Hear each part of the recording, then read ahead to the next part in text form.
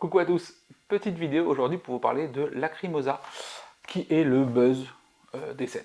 Clairement, c'est le jeu qui a eu le plus de com, parce que déjà la thématique est originale, vu qu'en gros on va jouer la veuve de Mozart, et le but va être de réussir à compléter un petit peu le requiem qu'il avait commencé, le requiem Lacrimosa, avant de mourir. Donc pour ça on va se balader un petit peu dans toute l'Europe, on va acheter des musiques, on va en vendre, on va essayer de trouver des compositeurs qui peuvent faire le taf, et voilà.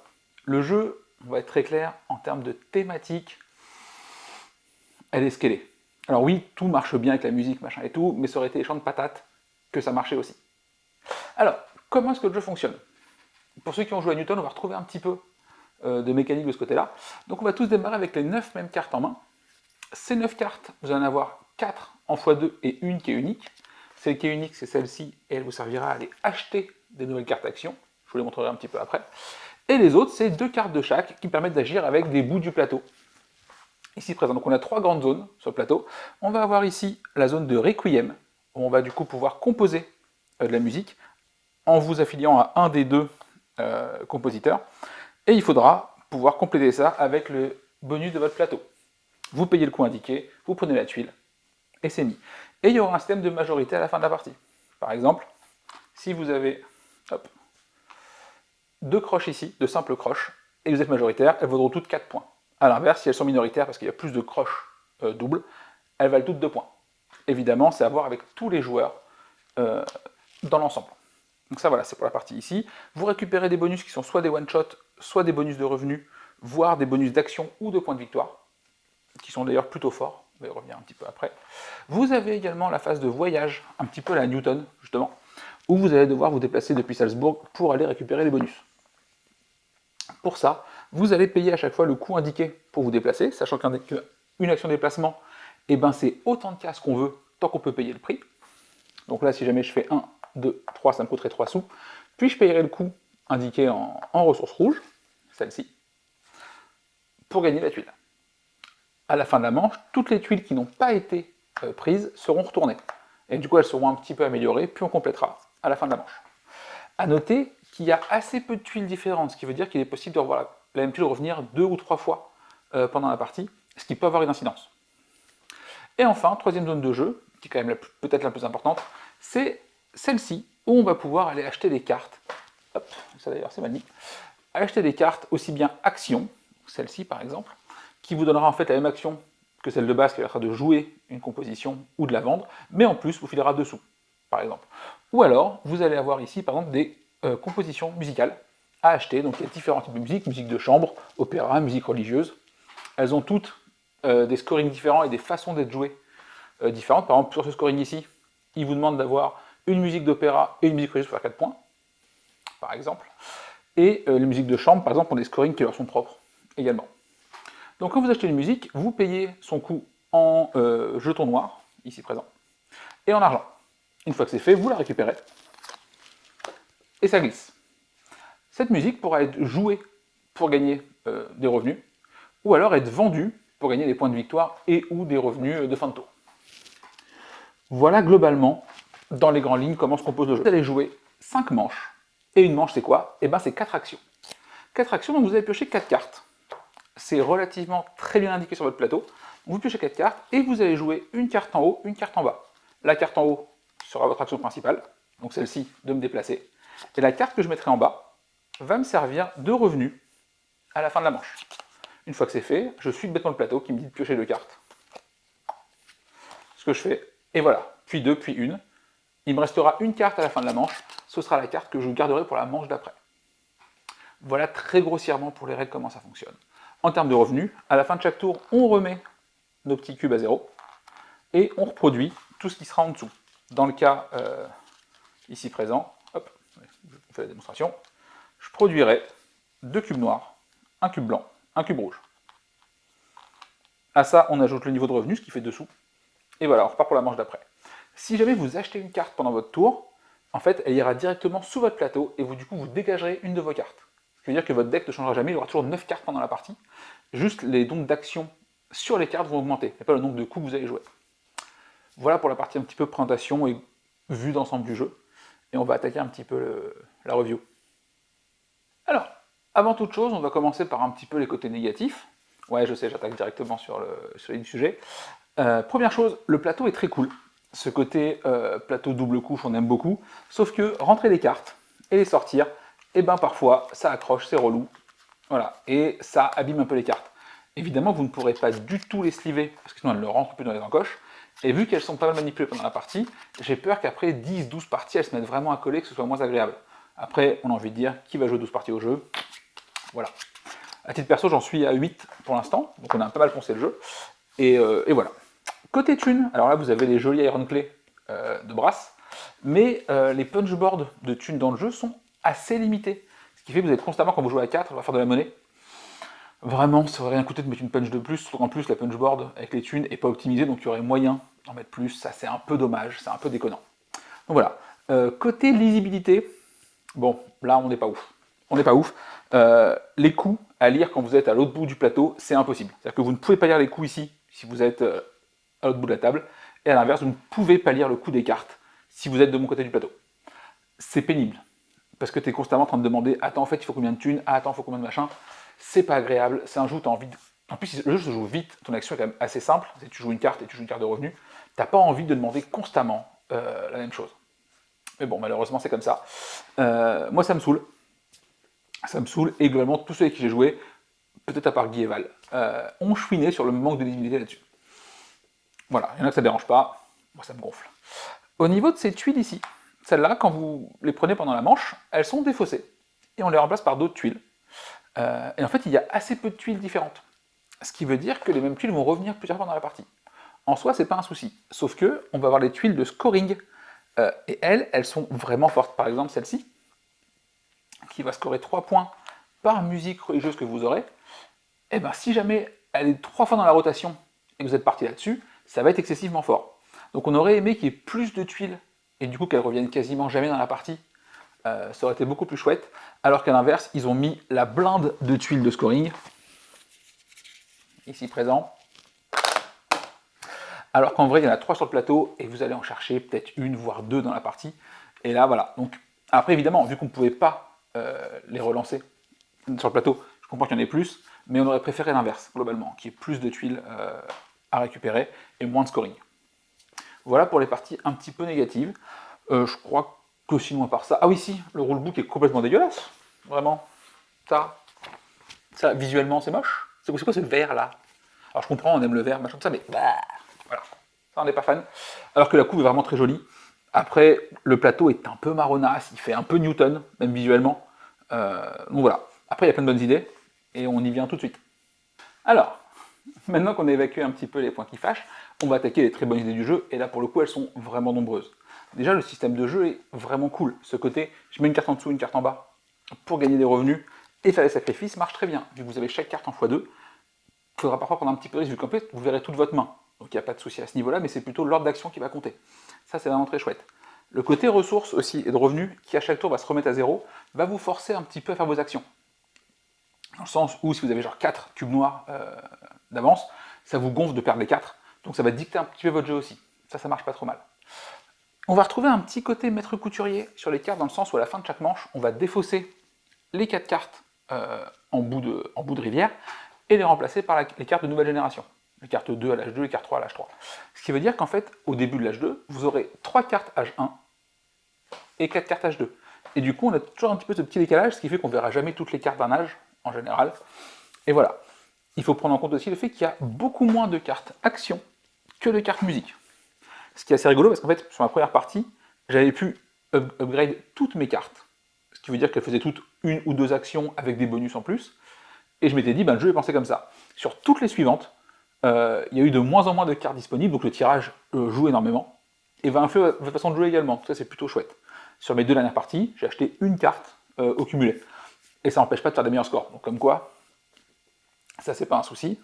On a un petit scoring de fin de manche qui est pour le coup anecdotique, vu de toute façon, vous allez en général jouer l'icône une fois ou deux, donc vous gagnerez un disque, un cube, peu importe.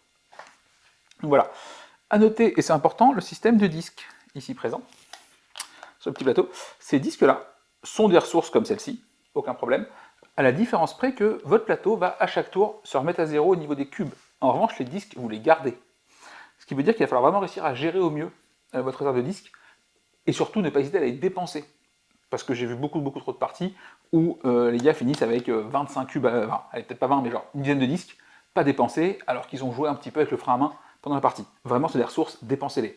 À la fin, 2 ressources valent un point, c'est pot de job, allez-y. Ce qu'il faut savoir aussi, c'est que chaque ressource va marcher avec un bout du plateau. Globalement, les rouges serviront quasi exclusivement à se déplacer, donc sur ce plateau, vu que tous les coups sont à payer en rouge.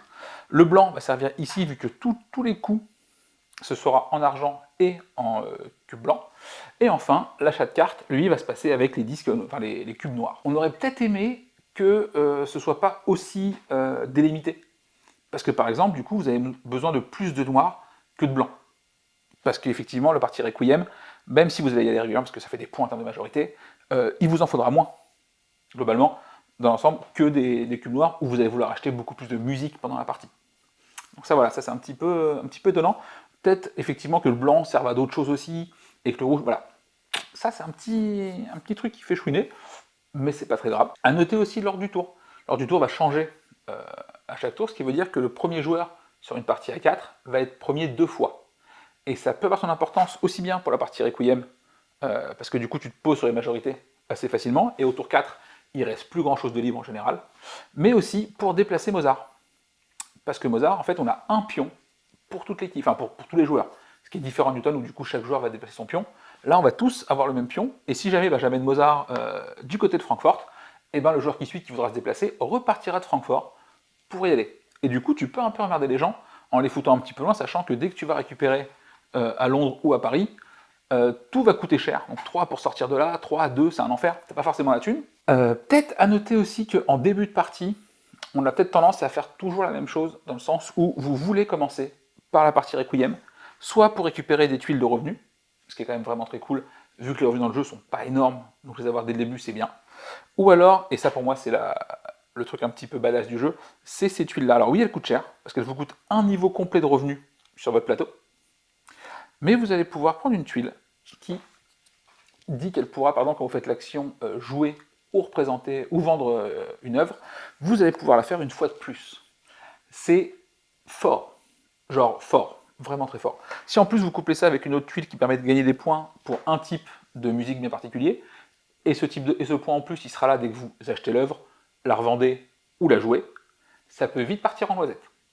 C'est d'ailleurs comme ça que moi j'ai fait mes plus gros scores sur les parties, en dépassant les 100 points, parce que du coup tu joues genre musique religieuse, et tout droit. Vraiment, tu prends full musique religieuse dès que tu les croises, tu joues que ça, tu les achètes, tu les vends, tu fais tout ce que tu veux avec, et tu vas engendrer des points un peu en passif régulièrement, et ça c'est vraiment très fort. Donc voilà. En termes de bonnes idées, ce système de majorité marche vraiment très bien. En plus, il y a un petit twist avec cette trompette là, là-haut la première, qui permet, elle, quand tu la poses, de ne pas gagner de bonus. Donc tu sacrifies un petit quelque chose. En revanche, quand tu vas la poser, tu peux poser ça sur un autre instrument. Et du coup, bloquer un peu une majorité ou t'assurer une majorité. Dans le sens où le jeton blanc ne compte pour personne, il ne rapportera pas de points. En revanche, il compte pour les majorités. Donc ça, c'est assez malin. Et ça permet sur les grosses zones à 6 points, par exemple, de venir et pouvoir bloquer une majorité pour marquer. Voilà un peu pour la partie bonne idée. En termes de scoring, il y a globalement 20-25 points à faire de ce côté-là. Vous allez pouvoir, et le gros de votre score, en fait, va être surtout fait au niveau des musiques que vous allez acheter. En fait, quand vous achetez une œuvre, vous payez son coût. Ah, c'est pas simple à choper cette saloperie. Vous payez son coût en disque noir et en thunes, et vous faites ses points de victoire. Une fois que c'est fait, vous pourrez après la jouer ou la revendre pour refaire des points de victoire et des niveaux de revenus. Sachant que, une fois que vous êtes max au niveau de revenus, chaque revenu que vous devez faire, vous ferez 2 points. Évidemment, là, c'est les cartes de niveau 1, donc elles sont relativement faibles en termes de coûts et de revenus. En revanche, les cartes 4 ou 5 commencent à coûter 8-10 sous et font 7, 8, 9 points. Donc voilà, donc vraiment, il y a moyen de scorer beaucoup de points. Et moi, sur mes dernières parties, par exemple, j'ai joué quasiment jamais Requiem. Je suis juste parti récupérer une tuile qui interagit avec un type de musique, une action qui permet de doubler une de mes actions, et après, tout droit. Tout droit, et tu cherches vraiment que ce type de musique-là. Alors oui, à la fin, tu scores pas du tout. Par contre, pendant la partie, tu as souvent un tour d'avance sur les adversaires, ce qui est d'ailleurs assez rigolo, et un peu déprimant pour l'adversaire, alors qu'en vrai, c'est juste qu'il a 20 points bloqués ici, qu'il va faire après. Mais ça, il le voit pas encore forcément. Donc voilà. Qu'est-ce qu'on peut dire également au niveau des tuiles de ce côté-là? Elles sont pas toutes balance. C'est pas grave, parce que du coup, on peut tous y aller quand on veut, mais du coup, il y a vraiment prime au premier joueur. C'est-à-dire que là, ce genre de bonus-là qui donne un niveau de revenu, c'est vraiment très fort. Ici aussi, si tu joues musique un petit peu religieuse, pouvoir la vendre pour faire 2 niveaux de revenus, c'est monstrueux. Et clairement, le joueur 1 est avantagé à ce niveau-là, si tant est qu'il ait la carte, parce que c'est pas dit. Donc voilà. On aime beaucoup aussi le fait que son deck reste complètement maîtrisé, dans le sens où il y a 9 cartes, du début à la fin. Voilà, donc ça c'est assez pratique. Et tu vois tout ton deck. Ce qui fait qu'il n'y a pas d'action que tu ne peux pas jouer. A noter par contre, il faut faire attention parce que ta carte, hop, elle est où? Celle-ci. Pour acheter d'autres cartes actions, même s'il y en a assez peu au final, tu n'en as qu'une dans le deck. Ce qui veut dire que si jamais tu la fous en revenu et que par une action diverse ou variée, tu vas pouvoir acheter une carte, elle va peut-être partir. T'en as qu'une, c'est un peu dangereux, donc il faut faire gaffe à ça. Normalement, dans les conditions de partie classique, ça ne peut pas arriver, vu que tu la joues pour son action, donc elle ne peut pas aller en revenu de toute façon. Mais j'ai vu des cas de figure où ça s'est produit, et c'est très pénible de jouer dans ces conditions. Donc voilà. On aime bien aussi la diversité d'actions. Inconvénient un petit peu avec l'action Requiem, celle-ci, qui permet donc de jouer sur le bas du plateau, parce qu'en fait, plus ça va aller dans la partie, plus cette zone va être complètement occupée. Et tu as des cartes d'H4 ou d'H3 qui vont pouvoir faire 1-2 actions Requiem, c'est très bien, mais fondamentalement, tu n'auras jamais assez de place pour y aller vraiment. Ce sera déjà occupé, donc c'est un peu dommage, parce que contrairement à une carte action qui peut faire 2 déplacements ou 2 achats de musique, elle, tu pourras toujours l'exploiter. Pareil, ce petit bonus-là qui permet que quand tu fais une action Requiem, d'en faire une de plus, et bien fatalement, il est limité dans le temps parce que tu n'as que 1, 2, 3, 4, 5, 6, 7 fois l'action possible dans la partie. Donc, comparativement à l'autre, c'est genre beaucoup moins fort. Et c'est celle souvent moi que je boude le plus parce que je trouve qu'elle est un peu en dessous. En termes de nombre de joueurs, pour le coup, je joue au jeu à 2, 3 et 4. Pensez qu'à 2, le jeu serait plus cool, parce qu'il irait. Alors oui, il va plus vite, c'est sûr, mais au final, l'interaction étant pas énorme, je m'étais dit que ce serait sûrement mieux à 2. Et bien étonnamment, c'est pas le cas. C'est pas le cas pour 2 raisons. La première, bah, c'est que, alors oui, évidemment, quand tu joues à 4, il y a plus, enfin quand tu joues à 2, pardon, il y a plus de cases déjà bouchées sur le Requiem, donc fatalement les majorités sont quand même plus disputées. Mais surtout, Mozart bouge beaucoup moins. Donc ce qui veut dire que s'il ne bouge pas, vous n'allez pas avoir envie, vous, de faire l'effort de bouger pour l'adversaire. Même si c'est pour prendre un bonus qui vous intéresse, si le bonus n'est pas vraiment très fort, vous vous dites qu'il y a toujours mieux à faire. Et au final, ces tuiles-là, à 4, c'est un peu la course pour les choper. À 2, en revanche, on a dû y aller, je sais pas, 2-3 fois dans la partie, ce qui est vraiment faible. Donc à voir sur plus de parties à ce niveau-là, mais clairement, à 2, j'ai l'impression qu'on bouge beaucoup moins Mozart, parce qu'en fait, on offre trop d'ouverture à l'adversaire, et on n'aime pas trop ça. Également, à 2, la rivière bouge beaucoup moins, et c'est normal, vu qu'il n'y a que 2 joueurs qui peuvent acheter, et pas 4. Donc voilà, donc si jamais vous avez genre 7 musiques dans la rivière, eh ben préparez-vous à acheter de la musique, parce que déjà, il y a moins de cartes actions de base, mais en plus de ça, vous allez vouloir en plus à chaque fois, dès qu'elles sortent, vous ruer dessus. Donc étonnamment, à 4, c'est peut-être la config que je préfère, c'est un peu plus long, évidemment. Ah d'ailleurs, puisqu'on parle de ça, la compensation pour les joueurs 2, 3, 4, c'est une catastrophe. Vraiment, le joueur 1 démarre avec 10 thunes, ça on aime bien. Le joueur 2 commence avec 11 thunes, de mémoire. Le joueur 3 fait 10 points, enfin pardon, fait 10 thunes, mais 1 point. Et le joueur 4 commence avec 11 thunes et 1 point. Ce point, on s'en fout. Vraiment, il est négligeable. Qu'est-ce que c'est que ça? Voilà, t'as un peu l'impression qu'ils ont mis une compensation parce qu'il fallait en mettre une, et ça c'est un peu dommage. Donc voilà. Je pense que ça, à un moment donné, peut-être faire la house rule, parce que vraiment le quatrième joueur, il est vraiment désavantagé. En plus, il n'y a souvent pas assez de tuiles sur le plateau pour que lui aussi puisse en récupérer une quatrième. Les chorales, par exemple, il n'y en a que 3, ce qui veut dire que si les 3 joueurs vont directement ici, ben, le quatrième, il n'a plus de chorale disponible du tout. Alors il pourrait faire autre chose évidemment, mais voilà, donc vraiment la compensation est vraiment faible par rapport à ça. Ça c'est un peu dommage. Voilà. Mais globalement, ce qu'on peut dire sur le jeu, c'est que c'est un grand oui. C'est un grand oui, c'est fluide, c'est malin, c'est rapide. C'est-à-dire qu'à 4 qui connaissent le jeu, ça dure 1h30, 2h grand max. Le jeu n'est pas si compliqué. Évidemment, vos actions sont assez simples et c'est toujours les mêmes actions. L'ordre de jeu va être évidemment important, mais globalement, vos actions sont faciles à exécuter.